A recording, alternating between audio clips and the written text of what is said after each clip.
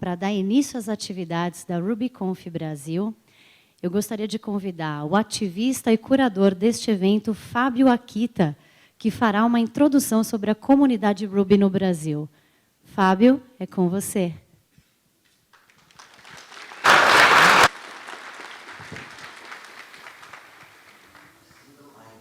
Já deixa ligado.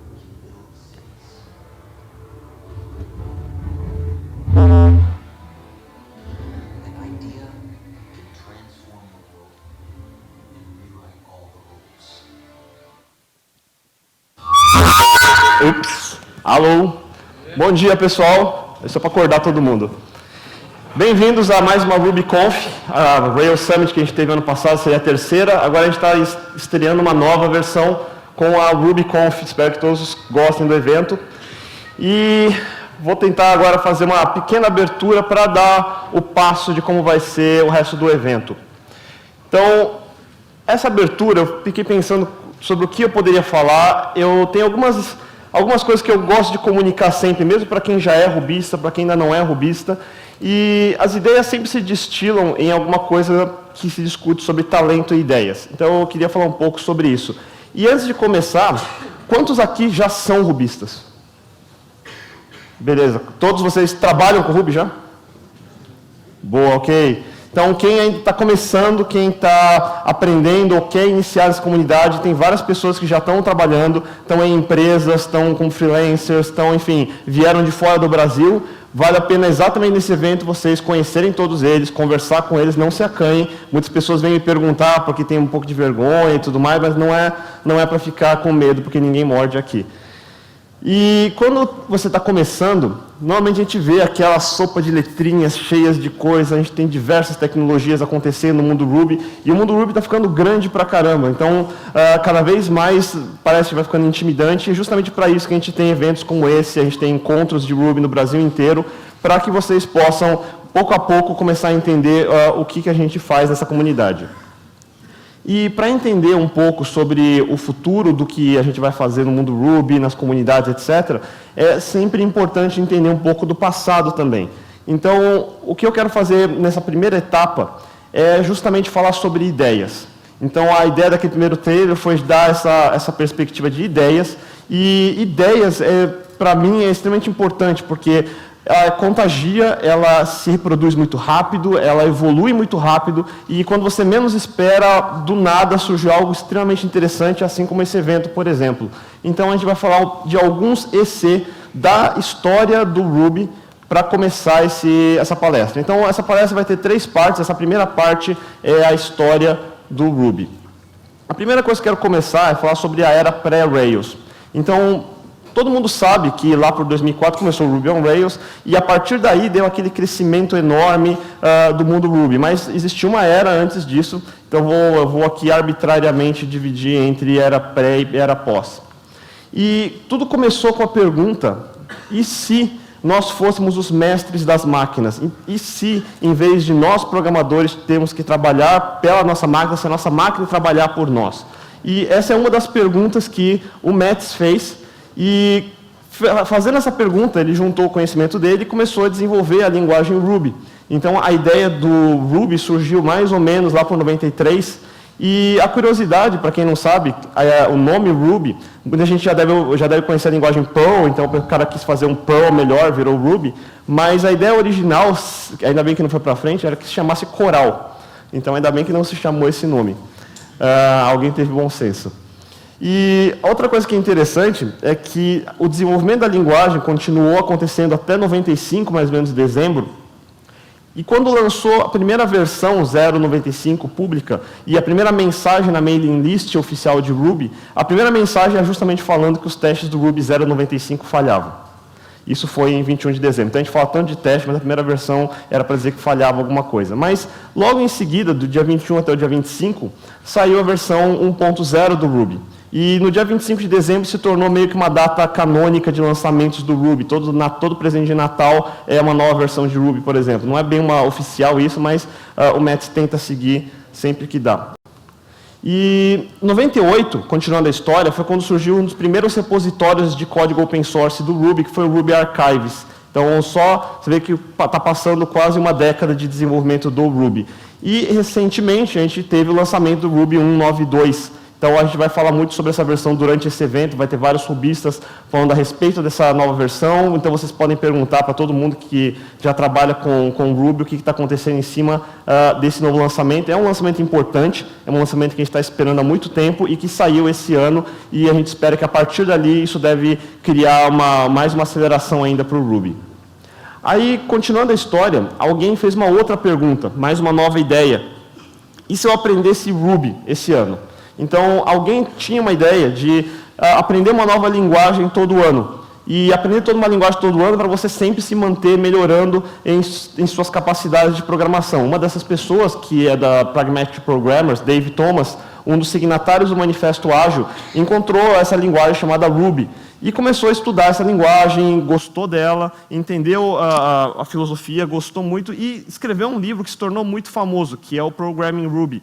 O Programming Ruby, que a gente chama de Pickaxe.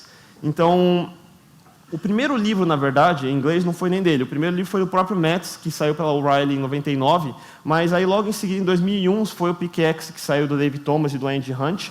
E no mesmo ano também começou a tração e já saiu o primeiro evento da Ruby Central, que foi o RubyConf. Então, o evento original da RubyConf. E tem uma história que o Chad Fowler gosta de contar. Ele sempre fala que lá nos primórdios da história do Ruby no Ocidente, que foi quando começou a sair as primeiras publicações em inglês, dado que antes era tudo em japonês, a primeira RubyConf devia ter, sei lá, suas 30 pessoas, talvez menos que isso. Cada vez que ele conta a história, ele diz que vai diminuir o número de pessoas, para parecer que foi mais difícil.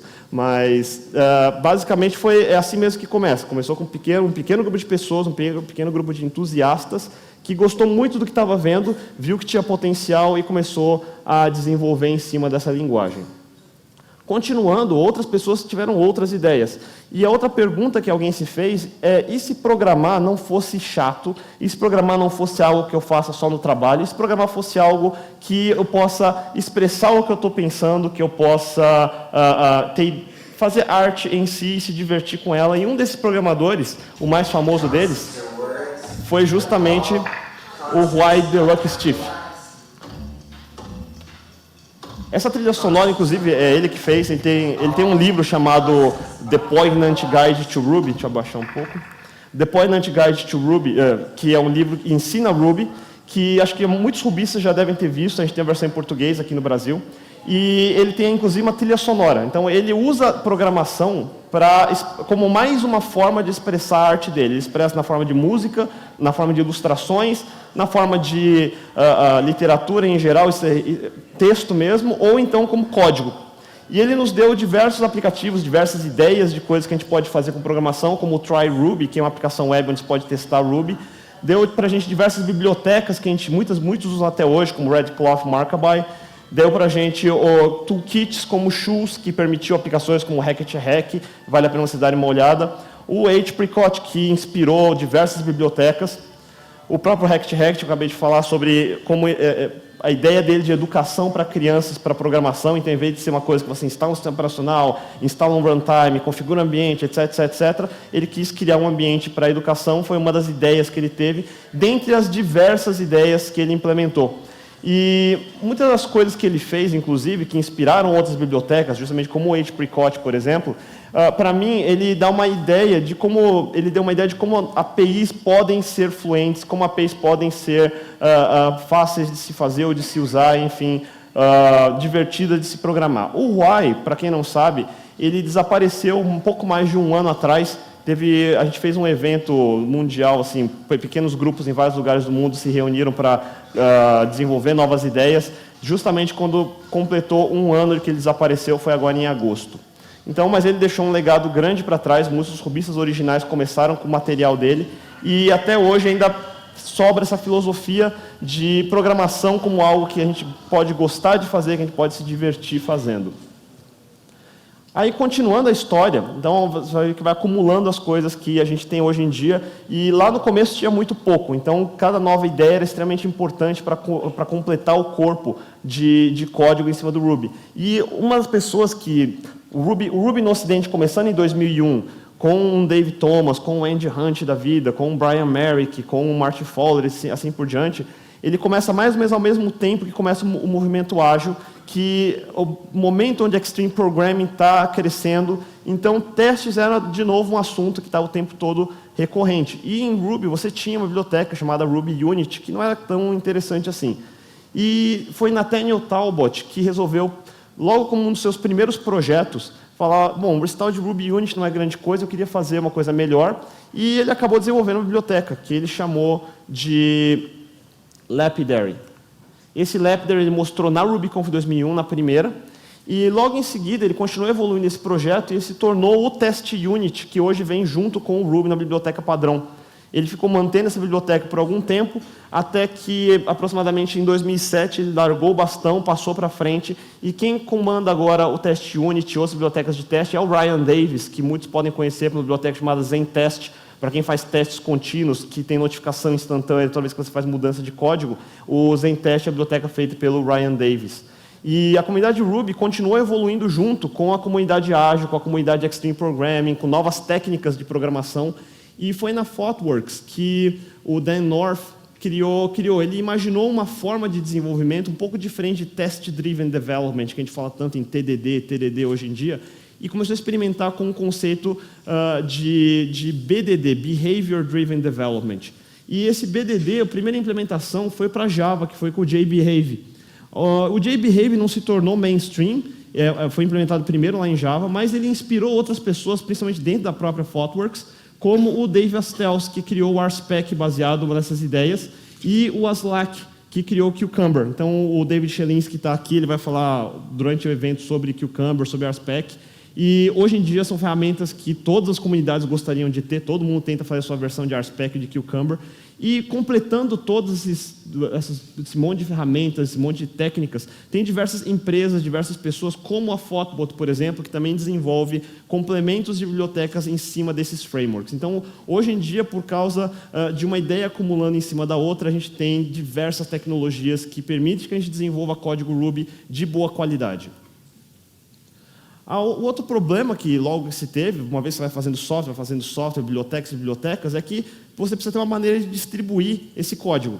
Então, você não pode simplesmente dar um copy-paste de um .rb de uma máquina para outra, não é tão agradável se fazer dessa forma.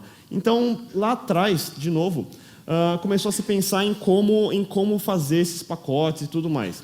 Uma das primeiras ideias veio lá na RubyConf também, em 2001, você vê que muita coisa começou as ideias nesse primeiro evento, que foi na RubyConf 2001, com o Ryan Leavenwood, que criou o Ruby Gems, uma primeira versão, bem crua ainda, mas que não evoluiu tanto. Até 2003 ainda não tinha uma versão em produção. Aí, naquela época, em 2003, na RubyConf 2003, o pessoal da Ruby Central, que é o Chad Fowler, que é o Rich Kilmer, que é o David Black, e na época tinha o Paul Brennan e o Jim Weirich, que está aqui também, vai palestrar amanhã, eles resolveram pegar a ideia do Ruby Gems, implementar de verdade um sistema de pacotes, e durante a RubyConf 2003 começaram a fazer alguns hacks aqui e ali, e a história conta que, se eu não me engano, não lembro quem que estava indo para o aeroporto, e no aeroporto foi feito o primeiro push de uma gem.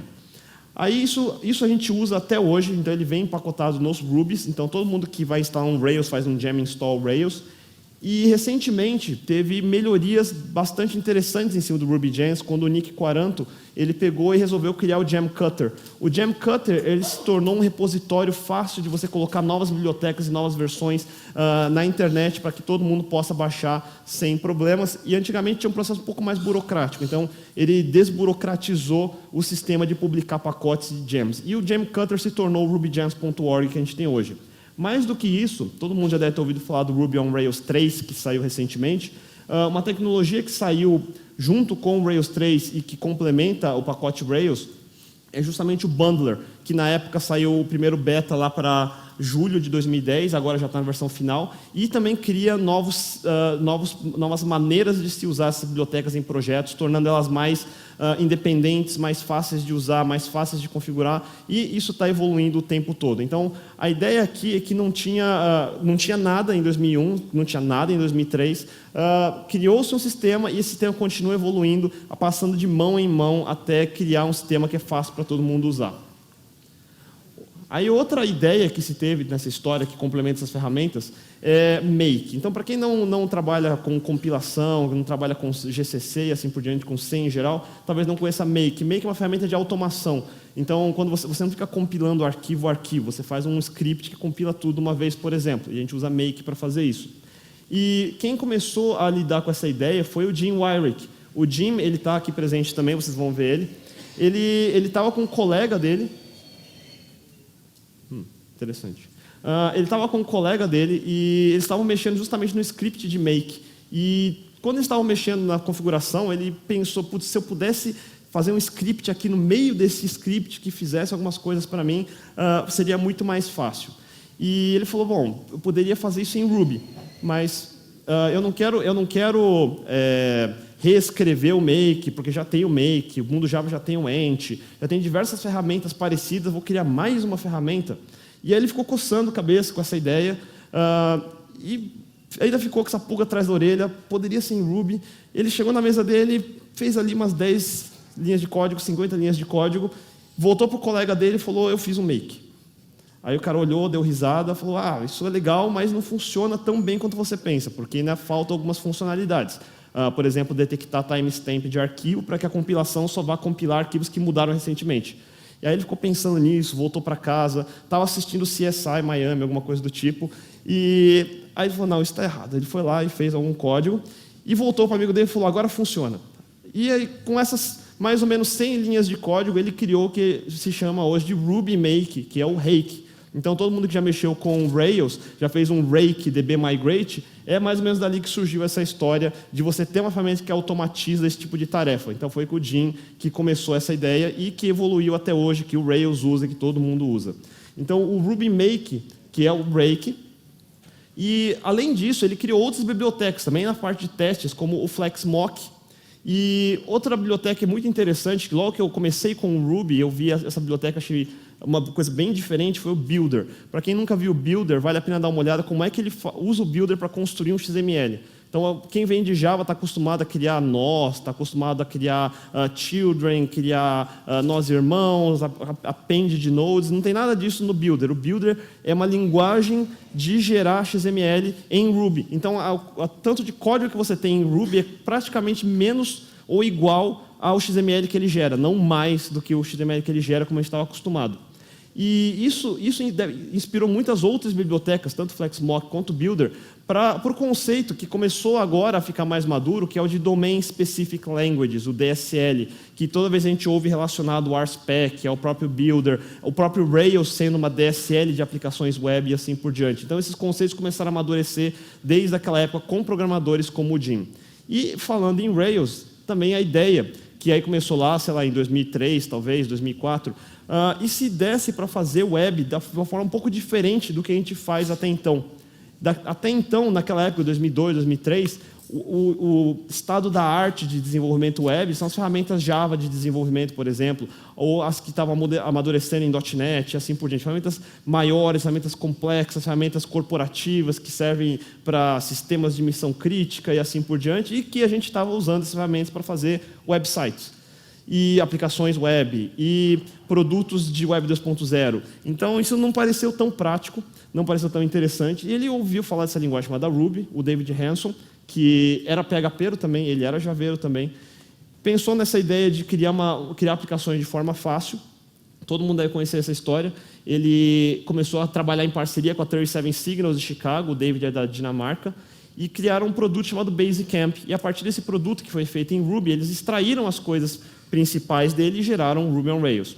Aí começou a evolução rápida. Logo em dezembro de 2005, saiu a versão 1.0 do Rails, que aí, nessa época era o momento de maior buzz. Todo mundo falava de Rails, todo mundo noticiava Rails, todos os veículos de comunicação na internet falavam de Rails versus alguma coisa, Rails versus Java, Rails versus .NET. Virou toda essa discussão em torno de que diabos é Rails, vale a pena usar e assim por diante.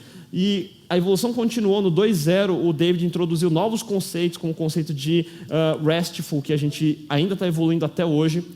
Aí, em 2009 saiu a versão 2.3 e agora a versão 3.0.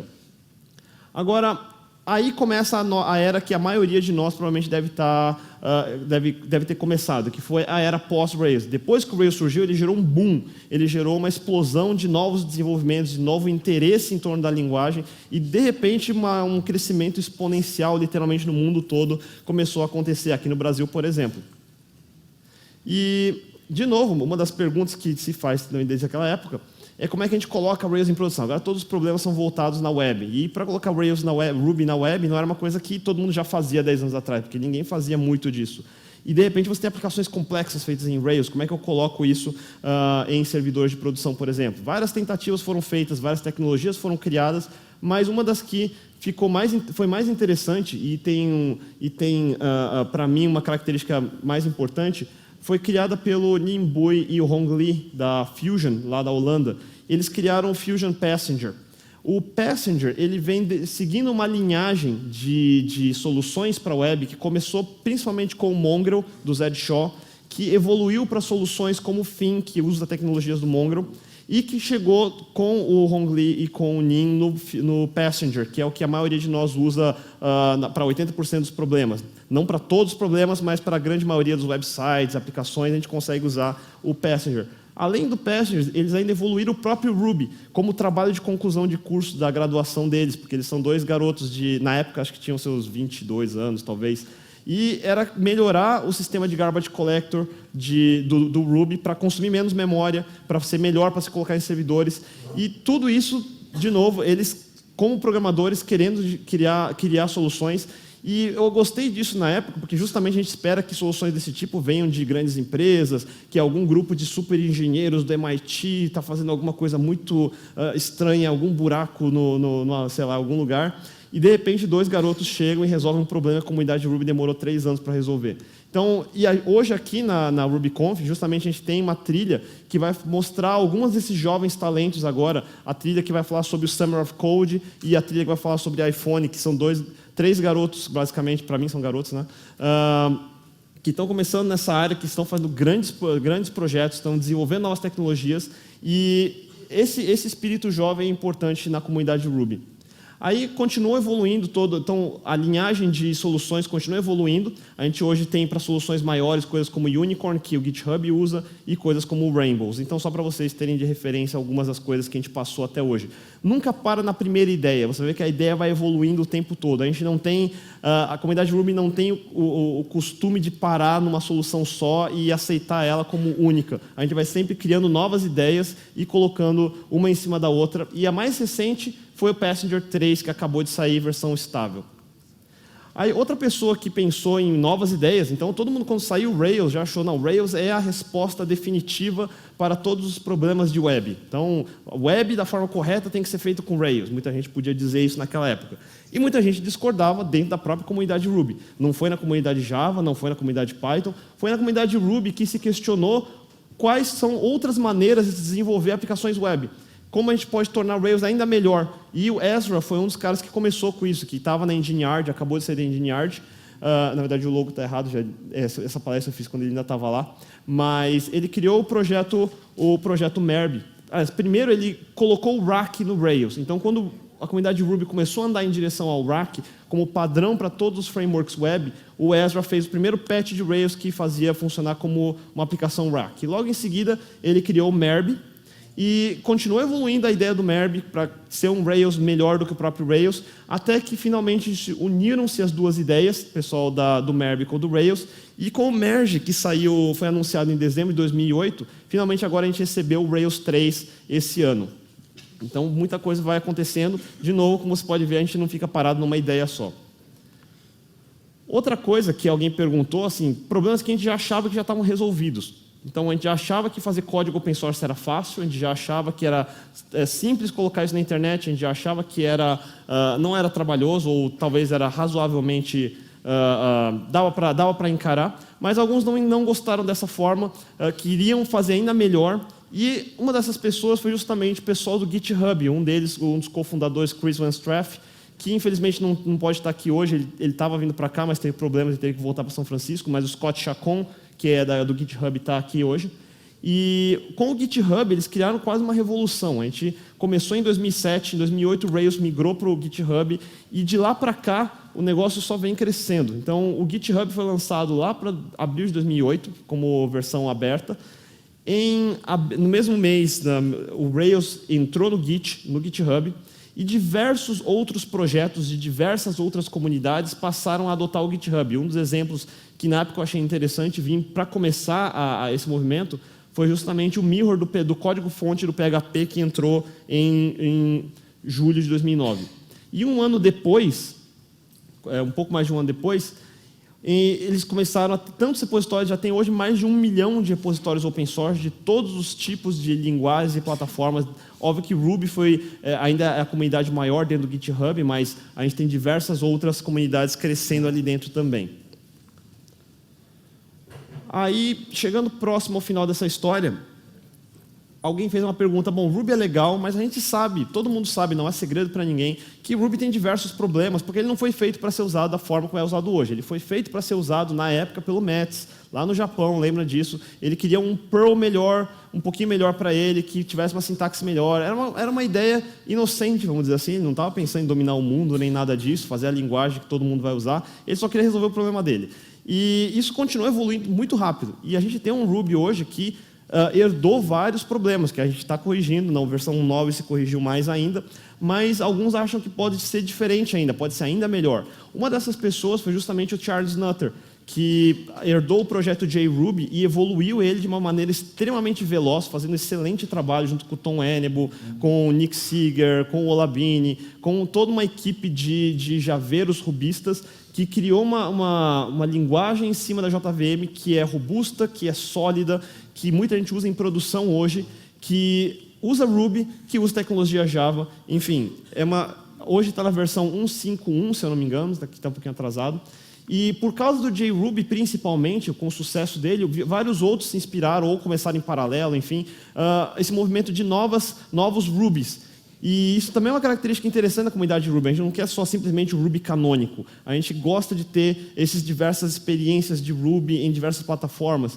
E outros rubistas tentaram, por exemplo, com Ruby.net, que surgiu como um trabalho de uma universidade, como o Ruby CLR, que o John Lamb começou. Quando ele entrou na Microsoft, isso se tornou o Iron Ruby, que saiu 1.0.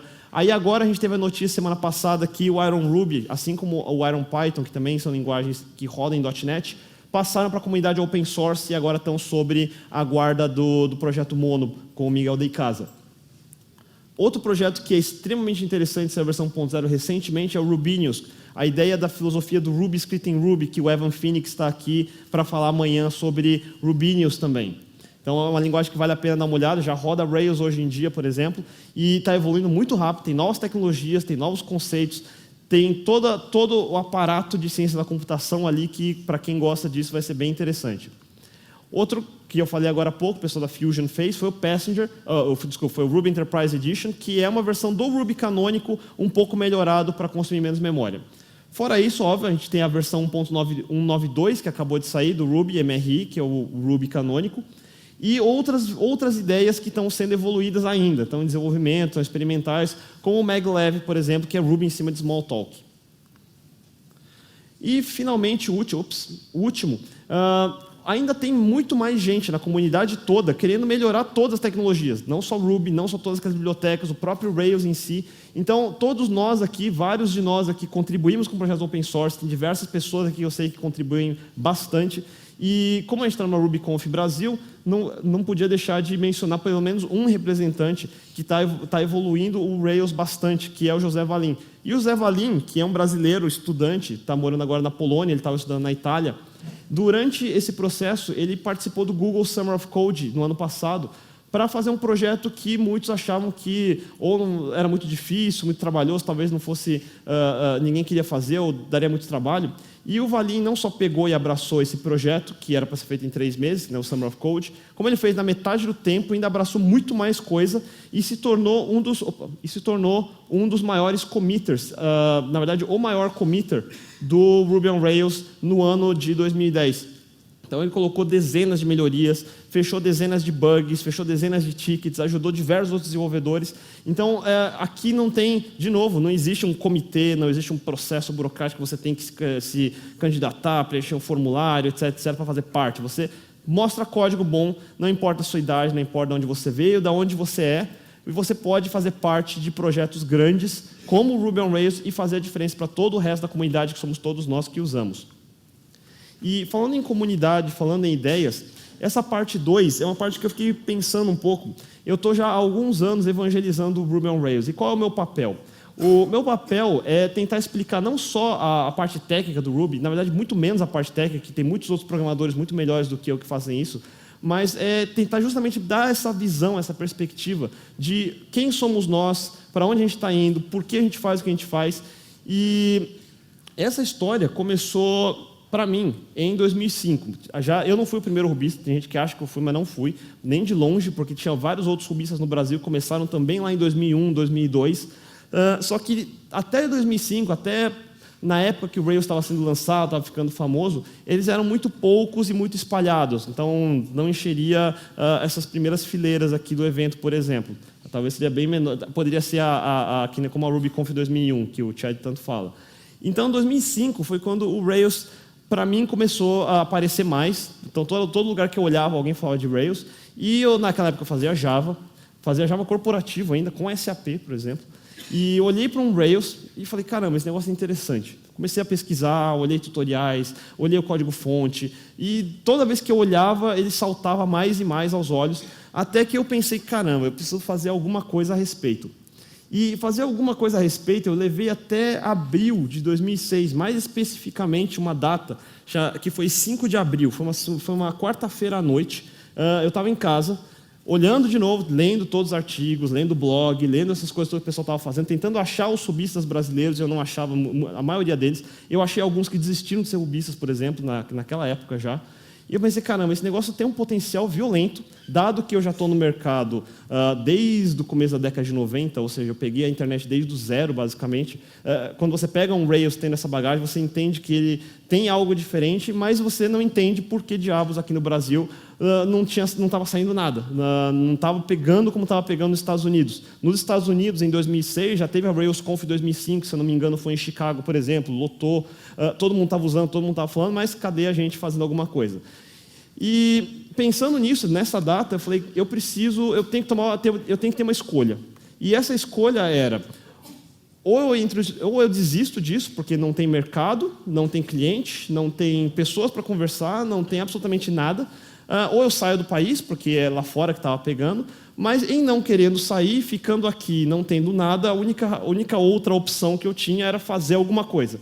E fazer alguma coisa, eu pensei, bom, primeira coisa aqui no Brasil, normalmente quem é de área de TI, se procurar a respeito de open source, já vai torcer o nariz. Se vê open source ele que tem zero material mais conservador, vamos dizer, papel, também não vai gostar muito. Então, a primeira coisa que eu decidi fazer foi escrever um livro. O objetivo desse livro foi ter um único elemento, pelo menos, de Rails impresso para mostrar para alguém. Foi basicamente isso. Esse livro, eu faturei exatos R$0. Por quê? Vendeu tudo. Mas eu doei todos os direitos autorais, porque esse livro era um livro grande, ele ia custar muito caro, então eu abri mão dos direitos autorais para ele ser um pouco mais barato, para poder entrar em mais empresas, para mais pessoas poderem ver. Então, a ideia desse livro nunca foi ganhar dinheiro. Então, quem estava naquela época, talvez acompanhou o lançamento, eu comecei a blogar sobre isso, a ideia desse livro era ter um único milestone, pelo menos, para começar alguma coisa. Era a desculpa para todo mundo começar. E nessa mesma época, mais ou menos, em julho, eu abri o meu primeiro blog, o blog de Rails. Na época, para quem é das antigas, vai lembrar que se chamava Balance on Rails, porque eu trabalhava numa empresa chamada Balance. E aí eu aprendi a primeira grande lição, nunca associe o seu nome pessoal a de uma empresa. Tanto é que depois eu mudei e virou aqui tá um Rails que todo mundo conhece hoje em dia. E nesse blog eu comecei a contar a história do Rails, a contar os casos que estavam acontecendo no mundo, a evolução do meu próprio livro, porque o livro só iria sair depois em setembro e só seria lançado de fato em 24 de outubro desse ano. Então ele serviu para o pessoal continuar acompanhando e serviu como um ponto que tinha movimento de Rails onde as pessoas podiam começar a se concentrar. Daí eu ainda trabalhava com Java nessa época, então eu escrevi o livro inteiro, eu tive que escrever muito rápido, porque eu trabalhava full time com Java, e em maio de 2007, mais especificamente em 11 de maio de 2007, um programador dos Estados Unidos, mas lá de Utah, na verdade, entrou em contato comigo porque viu meu blog, viu meu perfil na internet, achou interessante o que eu estava fazendo. Isso foi o Carl Youngblood, que é da Surgeworks. E ele me convidou para fazer parte da Surgeworks nessa época, trabalhando remoto do Brasil e montando uma equipe de Rails aqui no Brasil naquela época. E isso funcionou, todos nós, eu não sabia como era trabalhar para fora, eu nunca tinha feito isso, nunca tinha trabalhado como freelancer para uma empresa americana, então a gente descobriu todo o processo, toda a trabalheira que dá fazer isso, e eu fiquei o ano de 2007 trabalhando com várias pessoas. Foi nessa época que a gente chamou o Carlos Brando, por exemplo, para entrar na Surgeworks e vários outros programadores para integrar. A equipe Rails Brasil existe até hoje ainda, e o pessoal continua trabalhando, expandindo lá fora também. E nesse ano de 2007 teve um evento que eu particularmente gostei bastante porque para mim foi diferente, foi a primeira vez. Literalmente a primeira vez de tudo é sempre legal. Então, o primeiro evento que eu organizei foi o RejectConf 2007. Isso começou também, de novo, com uma ideia. Então, eu não tinha recurso, eu não tinha patrocínio, eu não tinha local, eu não tinha absolutamente nada. E no dia 9 de outubro, eu mandei um e-mail para a lista Rails BR, perguntando assim, galera, seria legal se de repente a gente fizesse um evento. Na época, até estava pré-batizando de Sampa on Rails, alguma coisa do tipo, e inspirado pelo nome, na verdade, não pelo conceito, porque o conceito veio se eu não me engano, do Ryan Davis, lá nos Estados Unidos. A RejectConf no Brasil, para mim, era justamente porque a comunidade Ruby ainda praticamente não existia, eu nem sabia quem eram as pessoas direito, ninguém levava o Ruby a sério naquela época, ele não aparecia em nenhum evento de ninguém, ninguém mencionava nada. Então, eu fiz um evento dos renegados, basicamente, e quando eu mandei esse e-mail para a lista, as três primeiras pessoas, na verdade, que eu entrei em contato, foi o Fábio Kung, que muita gente deve conhecer do JRuby, que trabalhava na Kaelon. Aí, logo em seguida, o Paulo da Kaelon me ligou, me mandou um e-mail, apresentando o Danilo Sato também, que mexia com Ruby, os dois lá da Universidade de São Paulo, aqui da USP, e eles vieram com a ideia do local, eles vieram com a ideia da Kaelon patrocinar o Coffee Break, por exemplo, e daquele um e-mail já a gente já conseguiu um local, a gente já conseguiu um pequeno patrocínio, e com o andar da lista as pessoas começaram a colocar propostas de palestras, começaram a organizar em cima também. Então, basicamente, eu dei a ideia e as pessoas começaram a vir. Muitos deles estavam começando naquela época, por exemplo, o Anderson Leite, eu não tenho uma foto melhor dele, não sei se ele está aí, que vai palestrar também hoje. Eu queria ter uma foto melhor, mas eu não tinha. Enfim, ele fez a primeira palestra, que foi o blog de 15 minutos. E fazendo o blog de 15 minutos, ele deu kick-off no evento. Vários outros que ainda estão na comunidade, como o Dayrton Bassi, do IQA, deu uma palestra. O Jorge Guimarães, que trabalhava naquela época na Start, tentou fazer o Page Stacker, para quem acompanhou o Rails Rumble de 2007, deve ter ouvido falar deles.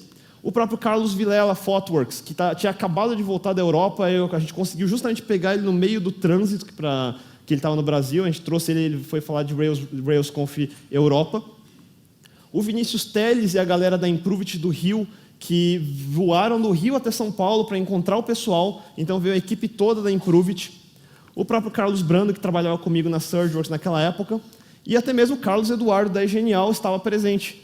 Não de corpo presente, mas estava presente online. Então, foi a primeira versão do Treinaton, que muita gente deve ter feito aula online na Egenial. E pelo Treinaton, que é o sistema de aula online que ele desenvolveu, a gente basicamente deu um jeito ali dele aparecer para toda essa galera, que foi o primeiro grupo que realmente começou a levar a sério esse negócio de trabalhar com Ruby e com Rails. Tinha aproximadamente 70, talvez 80 pessoas, nem isso, que durante um sábado inteiro na USP, a gente ficou falando de Ruby e Ruby on Rails. Então, foi bem legal esse episódio. Alguns estão até hoje com a gente, então tem vários ali. Tem o Rodrigo Koschenberg, que a gente chama de Vox. Ele é um dos rubistas antigos. Ele encontrou o David Hanson em 2005, quando ele veio para o Brasil, por exemplo, e organizou o Rails Rumble em 2007. Ele é um rubista bem das antigas, apesar de ser mais novo que eu, então você vê que idade não tem nada a ver com isso.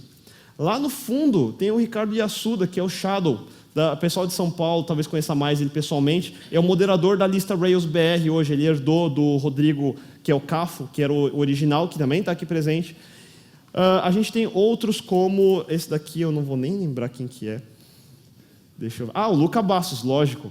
O Luca Bastos, que está em todos os eventos, é da comunidade Java, o pessoal do Guji estava lá, o pessoal da Kaelon estava lá, então você vê que esse pessoal Java de mente aberta, de fato, que já desde o começo estava lá com a gente, falando de Ruby, apoiando, dando suporte. E tem um aqui que não está na foto, mas eu sei que ele estava nesta posição, mais ou menos ali naquele canto, que é o Rafael Rosa, que hoje faz o rubinside.com.br, que faz o podcast, o Grok Podcast, isso. Enfim, precisando de um mais fácil, eles estão aí. Enfim. Então, esse evento foi interessante, foi o primeiro evento que eu fiz, que eu palestrei, que eu ajudei a organizar. E quando você faz uma coisa desse tipo, uma comunidade, meio que começa a viciar. Então, esse evento tinha lá suas 70 pessoas e eu falei, eu queria mais do que isso. Isso estava legal, a gente podia continuar fazendo esse formato, mas eu queria mais. E eu comecei a ir em outros eventos, teve o pessoal do Rio on Rails logo em seguida, depois eu fui para o Fizzly, fui encontrar mais pessoas, aí eu comecei a peregrinar pelo Brasil, foi quando eu comecei a peregrinar. E aí, em abril de 2008, especificamente em 22 de abril, eu entrei em contato, na verdade, a Local Web entrou em contato comigo, e a gente começou a conversar sobre justamente fazer um evento de Ruby, de Rails. Lá em maio, eu conversei com o Chad Fowler. Aí o Chad Fowler gostou da ideia e a gente estava combinando de eu ir na RailsConf, que ia ter naquele ano em Portland, de 2008, foi em junho, se não me engano, maio ou junho, foi maio mesmo. Então você vê que a conversa foi em abril, e em maio eu fui para a RailsConf, a gente fechou a ideia, eu conversei com muitos rubistas lá na RailsConf, onde eu conheci a maioria dos palestrantes que eu trouxe naquele ano, conheci pessoas como o Ivan, como o Charles, como o Chad Fowler, o Obi Fernandes, assim por diante, para literalmente arrastar eles para o Brasil. Isso deu certo, deu bastante certo, e em 15 e 16 de outubro de 2008, a gente lançou a primeira Rails Summit Latinoamérica, contando também o mesmo formato, 2 dias, 2 tracks paralelos, mais de 20 palestras, mais de 20 palestrantes, metade praticamente era de fora do Brasil, veio o pessoal da Fusion aqui para o Brasil, veio o David Shelinski, veio toda uma galera, o Obi Fernandes, assim por diante. Esse evento... você lembra que em novembro de 2007, a gente fez aquele primeiro em São Paulo com suas 70 pessoas. Um ano depois, literalmente um ano depois, a gente expandiu isso para mais de 500 pessoas que vieram do Brasil inteiro assistir Ruby on Rails durante 2 dias inteiros. No meio da semana mesmo, o pessoal veio e se juntou para falar de Ruby on Rails. No ano seguinte, a gente continuou nos dias 13 e 14, juntamos mais pessoas ainda. Então, a Rails Summit, que era lá no ANMB, juntou diversas pessoas, trouxe diversos palestrantes que muitos de vocês conhecem, que estão aqui hoje, alguns deles, por exemplo, falando sobre Ruby, falando sobre a filosofia do Rails, a filosofia do Ruby, novas técnicas, agilidade, como se tornar um melhor programador e assim por diante. Então, diversos programadores e evangelistas e ativistas e pessoas que gostam de programar. Esse caminho levou para mim 4 anos. 4 anos de peregrinação. Nesse tempo, eu andei pelo Brasil algumas vezes em várias cidades ali em diante. Foram mais de 70 palestras que só eu fiz, então, contando com todos os outros rubistas que também palestram, a gente deu uma chacoalhada no Brasil em geral. De lá para cá, diversos eventos que nunca pensaram em ter Ruby, passaram a ter Ruby, por exemplo. Recentemente fui palestrar na Python Brasil, eu fui palestrar no Microsoft Tech Ed, por exemplo, sobre Ruby. Então, você vê que a ideia do Ruby, por mais que não se use a tecnologia Ruby, mas a filosofia em torno de como a gente desenvolve, de como a gente evolui, de como a comunidade funciona, está seduzindo cada vez mais gente querendo entender como isso funciona. E esse caminho foi bem longo. Esse foi o meu caminho pessoal. Então, eu contei a história de diversas pessoas da comunidade Ruby e como elas contribuíram, por exemplo, como código. Eu contei agora essa história de como a gente começou essa comunidade e, por isso, justamente para mim, pessoalmente, é extremamente gratificante ver tudo isso de gente, uma galera ali de pé atrás. Desculpa eu ter faltado lugar, mas tem lugar aqui na frente, se quiser, inclusive. Hoje, a gente tem mais de 600, deve chegar perto de 700 pessoas durante os 2 dias, talvez um pouco mais. E quando você pensa, todos vocês, talvez vocês que ainda estão começando, ou vocês que já fazem Ruby, mas não sabem bem como contribuir, assim por diante, todo mundo pensa, ok, todo esse pessoal fez um monte de coisa, deu um monte de sucesso, teve toda essa repercussão. Por quê? A resposta, tem 2 respostas para isso. Então, a primeira resposta que a gente fala mas é sobre o chamado talento. É porque as pessoas são talentosas, ou porque ele é o ninja do código, enfim, eu não gosto da palavra ninja, mas enfim. Ele é o cara, é o Jedi do código, ou então é porque ele é o cara que sabe falar, porque é carismático, porque é desenrolado, porque ele consegue falar com as pessoas, ou porque é o cara que gosta de escrever, que faz livros, assim por diante. Então, tudo talento literário, talento artístico, talento de prosa, todos os tipos de talento. E quando você pensa em talento, você pensa, bom, o cara já nasceu com isso, não tem como eu, mero mortal, subir nesse palco e falar dessa forma. É errado. Isso é um mito. E para quem conhece minhas palestras, eu não falo só de Ruby. Na verdade, Ruby, para mim, é a desculpa que eu uso para falar de diversos outros assuntos que me atraem bastante. E quando fala de talento é uma coisa que eu andei lendo bastante a respeito, eu fui procurar outros caras fora do mundo de tecnologia, pessoas que nós consideramos como excelentes, como talentosos, como inigualáveis e assim por diante. Só para dar um paralelo aqui, eu comecei a ler li alguns artigos, na verdade, sobre o Mozart. Mozart, todo mundo sabe, de música, etc., Wolfgang Mozart. E você vai vendo o resumo da história dele. Então, lá, desde os 5 anos, ele já fazia composições. Desde os 8 anos de idade, ele fazia performances públicas, piano e violoncelo, violino, não lembro. E antes dele morrer, que ele morreu jovem, aos 35, fez centenas e centenas de composições, muitas delas consideradas algumas das pérolas da cultura ocidental moderna. Então, um cara assim, obviamente, é um gênio. Agora, se você começa a ver a história dele, na verdade, o pai dele era compositor também, que era o Leopold Mozart, era um bom compositor. Mais do que isso, ele era um excelente pedagogo e se interessava em ensinar muito o filho dele desde os 3 anos de idade. Então, desde os 3 anos de idade, o pai dele já ensinava ele como compor música, como ouvir música, como pegar pedaços de trabalhos dos outros e compor o seu próprio trabalho. Tanto é que todos os primeiros trabalhos do Mozart, nenhuma delas é original. A maioria lá do começo, o pai dele que corrigia muitas delas. Então, até mais ou menos a idade de 21 anos, você não tem composição original do Mozart, é depois disso. E aos 21 anos, quer dizer que ele passou mais de 15, quase, 18 anos em constante treinamento. Então, não é do nada que ele nasceu com talento e do nada que ele começou a compor, como muita gente ainda acha hoje, o mito que tem, que ele compunha tudo de cabeça, pegava um papel, escrevia de uma vez só e estava tudo pronto. Ele não fazia isso. Os manuscritos deles, todos eles têm correções, ele apagava, voltava, assim como todos nós fazemos normalmente. Outro exemplo que eu gosto é o Tiger Woods. Então, Tiger Woods, excelente profissional, todo mundo conhece, esqueçam o escândalo que teve recentemente, eu vou focar só na parte importante. O Tiger Woods, que fez 14 grandes torneios profissionais de golfe, mais de 71 eventos na PGA, o mais jovem a ganhar o Grand Slam, ganhou 3 vezes, 16 campeonatos mundiais, esportista mais rico do mundo, enfim. O cara, obviamente, é talentoso, nasceu já com o DNA ali de jogar golfe, por isso que ele joga golfe. Mas, de novo, se você olhar a história dele, você vai ver que o pai dele, o Earl, ele era também um cara que gostava de ensinar, que queria muito ensinar o filho dele, era um fanático e viciado por golfe, já era um expert de golfe quando o Tiger Woods era um bebê. E logo que o Tiger Woods começou a andar, o pai dele já colocou um taco na mão dele, literalmente. E de lá para cá, ele vem fazendo treinamentos. Então, quando ele se tornou, lá no começo da carreira dele profissional, ele não começou, de repente, acabou de sair do curso de golfe e começou a jogar e, de repente, começou a ganhar. Não, ele já vinha treinando anos e anos e anos e anos lá atrás. Então, o Tiger Woods é outro exemplo desses que não é um talento nato.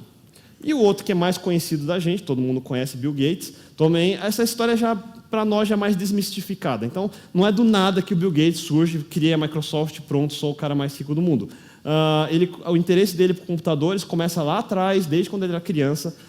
Mais do que isso, naquela época, muita gente já entendia que estava havendo uma revolução de tecnologia, que deveria começar alguma coisa, mas o Gates ele teve várias oportunidades interessantes durante a escola dele, onde ele estudava, tinha um computador PDP-11. Ele, gostando daquilo, foi atrás, ele começou a trabalhar muito cedo, ele fazia trabalho em troca de horas de computação. Então, ele trabalhava para poder ficar no computador, na verdade. Ele saía de casa à noite, basicamente, fugia de casa para ir lá no trabalho dele, para ficar mais tempo no computador. Ele praticou bastante desde aquela época. Praticou criar uma empresa, que foi a Trefil Data, com o Paul Allen, que depois se tornou seu sócio. não deu certo, mas ele aprendeu como criar, como não dar certo numa empresa e assim por diante. Aí, então, a conclusão que muitos chegam, só olhando isso aqui, é que a gente vai falar de novo sobre o bom e velho praticar, praticar, praticar. Agora, praticar, praticar, praticar está errado também. Então, na verdade, não é praticar também. Não é assim da forma como a gente pensa em praticar. Então, a gente pensa em praticar daquela forma, eu quero ficar muito bom nesse negócio, então vou estudar esse material repetidas vezes, até ficar muito bom nesse ponto. Sei lá, numa linguagem, por exemplo. E não é bem assim. Então, se você for pensar simplesmente em força bruta, então, se não é talento, é força bruta. Ou seja, quanto mais tempo eu ficar fazendo alguma coisa, melhor eu vou ficar. E o que acontece, na verdade, se você for pensar assim, imagina pessoas que há 30 anos são contadores. Eles deveriam ser os Jedi da contabilidade. E não são. Na verdade, muitos deles são piores do que os que acabaram de graduar. Médicos também. Muitos médicos não dão diagnósticos muito melhores, consideravelmente melhores, depois de 20 anos de carreira. Às vezes dão até piores. Mesma coisa o pessoal que lida com ações na bolsa. O cara que está lá há 10 anos não é melhor que o cara que acabou de sair. Então não é simplesmente tempo e ficar fazendo repetidas vezes a mesma coisa. Só que trabalhar duro não vai te trazer nada. Senão todo mundo aqui seria extremamente talentoso. Porque todo mundo trabalha bastante há muito tempo. O que leva, na verdade, a pessoa a se tornar alguém desse nível, como um Tiger Woods da vida, óbvio que isso é o exemplo mais extremo, é, na verdade, prática deliberada. Prática deliberada é uma coisa muito específica. Ele não é simplesmente repetir as mesmas atividades, é repetir um tipo de atividade, principalmente aquela onde você é pior. Por exemplo, o Tiger Woods ele é conhecido por ficar jogando as bolas dele quando está treinando no campo de areia e ficar tentando tirar do campo de areia até conseguir dominar a técnica de tirar a bolinha do buraco de areia. Muita gente vai pensar, bom, mas cair no buraco de areia é muito raro, por que eu vou ficar treinando isso? Justamente quando você está num jogo, ou seja, quando a gente coloca software em produção, por exemplo, é justamente onde não pode dar problema. Por mais que seja pequeno, você vai deixar para aprender depois, já deu problema, não vai funcionar. Então, as partes muito específicas, ele foca. Você tem que ter feedback externo de alguém que está olhando, não basta simplesmente da sua cabeça você achar que você sabe. Normalmente você não sabe, você é míope em você mesmo. Alguém ao seu redor tem que dizer para você, talvez você não esteja muito bem aqui ou muito bem ali, e você tem que saber entender e não ficar sendo defensivo a respeito. Repetitivamente, treinar e treinar e treinar esses pontos onde dói mais e concentrar muito nesses pontos que doem mais. Ou seja, é pegar exatamente os pontos onde vocês são piores, onde vocês se sentem menos confortáveis, onde vocês ficam mais frustrados e repetidamente, com altíssima concentração, tentar resolver esse problema. E esse processo não é divertido fazer esse processo específico. Não a atividade do esporte, ou da computação, ou da arte em geral, mas o treino em si não é uma coisa que você vai se divertir fazendo o tempo todo. Justamente por isso que pouca gente faz. Porque não é tão fácil de fazer. E é justamente por isso que também o resultado parece tão raro, porque poucas se dão ao trabalho. Eu falei, por exemplo, na fase 2, sobre como eu comecei, como a gente fez evento. Foram 4 anos. 4 anos. Não é para chegar nesse estágio onde a gente está agora, foram 4 longos anos. Então, 4 anos continuamente blogando, continuamente palestrando, continuamente conversando com todo mundo, continuamente fazendo evento. Então, não é simplesmente fazer e achar que acabou, porque eu já fiz a minha parte, acabou. Não, é continuamente. Até os primeiros 2 anos foram extremamente lentos ainda. Só os últimos 2, 3 anos é que deu um pico maior. E se você desiste logo no começo, você nunca chega até esse ponto final.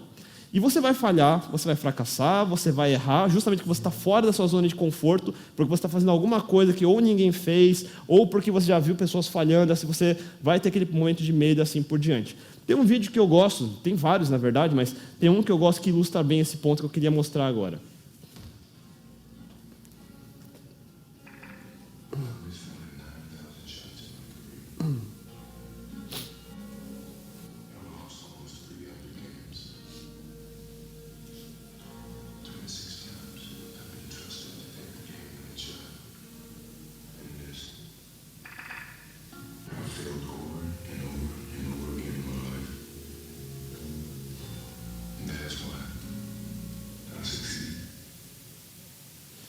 E errar faz parte de todo o nosso aprendizado, sempre. Isso deveria ser natural, mas não é natural, porque desde o começo todos nós já sofremos lavagens cerebrais. A gente sabe que a gente tem aquele momento naquela prova do semestre que se errar aquela prova você vai falhar, você vai repetir de ano, enfim. Não tem muita margem para você ficar errando, você não pode ficar experimentando. Você tem aquela prova, você tem aquele exame, você tem aquele concurso, você sempre tem esses estágios onde para você é tudo ou nada, e por isso você sempre se planeja muito, você toma muito cuidado, você se torna averso naturalmente a arriscar. Vocês naturalmente são criados para não arriscar. Então, a gente sempre foi criado para isso. A gente foi criado para não arriscar. Não foi criado para tentar errar pequeno e tentar o máximo possível aprender com isso. Então, no mundo de software também é assim. Então, a gente está acostumado a ir na escola, a comprar um livro. Então, a única forma de eu aprender alguma coisa, e daí vem a ideia de ter feito o livro, é porque muita gente só vai aprender se tiver um livro. Se ele lê de capa a capa para ter a noção de que agora ele está tocando na tecnologia. E isso é péssimo, ele não está acostumado a pegar um código desconhecido, tentar fazer executar na máquina simplesmente sem nenhum conhecimento, só tentando hackeá-lo, que é da onde vem a palavra hacking. Então, muitos de nós, que já somos programadores há muito tempo, a gente já está acostumado de pegar, sei lá, sair um programa agora em escala. Putz, eu quero ver como isso roda. Eu baixo ele, não vi nenhum tutorial, eu não vi nenhuma documentação, não vi nada disso. Eu quero explorar essa tecnologia, que é exatamente como crianças aprendem. A criança pega o diacho de um controle remoto e ele liga a TV. Ele pega o meu computador, ele sabe exatamente o que fazer com ele. Eu nunca ensinei nada para ele. E isso crianças fazem porque eles não têm medo de errar. Depois a gente ensina elas a como não errar. E aí elas passam a ser chatas pra caramba. E no mundo de software, felizmente, a gente tem uma alternativa. O mundo open source é um mundo que foi feito para programadores que gostam de aprender. Porque ele não é um mundo certo, ele não é um mundo que tem regras, ele não é um mundo que tem, você tem que acertar de primeira. É um mundo onde você vai errar pouco, vai corrigir o tempo todo e vai continuar aprendendo continuamente junto com outras pessoas que estão ali dentro. Mais do que isso, programação não é simplesmente escrever código. Programação, para mim, isso aqui é um gráfico aleatório que eu coloquei, mas o que representa o que eu penso sobre um bom programador. Um bom programador, ele tem muito bem a parte técnica, ok, mas ele deveria ter muito mais a parte de relacionamento com pessoas. Um cara que fica no seu cubículo codificando, para mim não serve para absolutamente nada. Nada, zero. Porque cedo ou tarde ele vai se tornar desnecessário para mim. E em comunidades open source, não basta você fazer um código que você acha legal, você coloca lá e alguém vai aceitar porque você é bom. Não, você vai ter que conversar com elas, você vai ter que argumentar com elas, vai ter que ouvir críticas, que é o que ninguém gosta, vai ter que aceitar essas críticas algumas vezes, vai ter que dar um passo para trás e entender que você errou, vai ter que refazer, refatorar, conversar, negociar, você tem que aprender a conversar, que é o que vocês não fizeram desde o começo na escola, porque na escola você tem que ficar quieto na sala de aula, é óbvio. Você tem que ficar sentado no lugar, quietinho, olhando para frente, para o idiota que está na frente falando. Enfim. E quando vocês vão para a empresa, é a mesma coisa. Vocês têm que ficar quietos, sentados, olhando para o idiota, dando ordem para você. Então, vocês nunca evoluem dessa forma. O mundo open source é o mundo para vocês aprenderem software da forma como um Tiger Woods aprende golfe, da forma como o Mozart aprendeu a tocar. E aí fica mais palpável entender essas pessoas todas que eu mencionei, tudo aquilo que elas fizeram, como elas fizeram, por quê. Vocês vão lembrar que em cada um daqueles tópicos, eles começam com uma ideia e vão evoluindo a ideia, pessoas a pessoas ali dentro. E aí fica a pergunta, quem é o próximo que eu vou colocar aqui nessa lista, quando eu estiver aqui de novo daqui a um ano, no ano que vem? Quem é essa pessoa e por que ela não é um de vocês? Então, essa palestra era mais ou menos o que eu queria dizer. Espero que tenha dado uma noção da comunidade Ruby, como a gente pensa do que é um bom programador. E para fechar, acho que a gente já tem um tempinho, dá tempo de colocar mais um vídeo.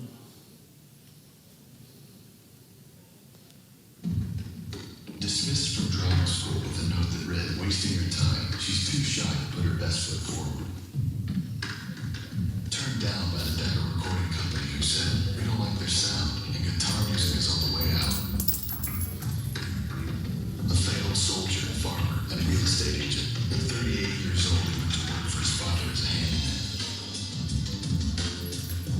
Cut from the high school basketball team, he went home, locked himself in his room, and cried. A teacher told him he was too stupid to learn anything, and he should go into a field where he might